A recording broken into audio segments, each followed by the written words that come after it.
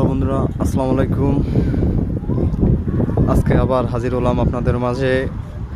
আমাদের সেই চিরচেনা জায়গা, সেই চিরচেনা গাছ, সেই চিরচেনা পরিবেশ আপনারা এর আগে পরে ভিডিওতে অনেকবার দেখেছেন। আমাদের এই জায়গাটা আসলে আমরা পরীক্ষামূলকভাবে কিছু ইতালিয়ান লুব্বা চাষ করার পরিকল্পনা নিয়েছি।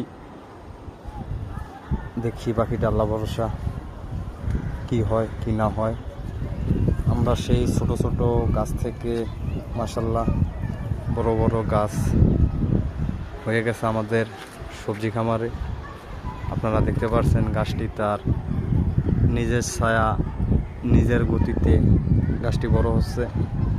হয়তো আর বেশি দিন লাগবে না, কিছুদিনের মধ্যে এখানে ফলন হয়ে যাবে।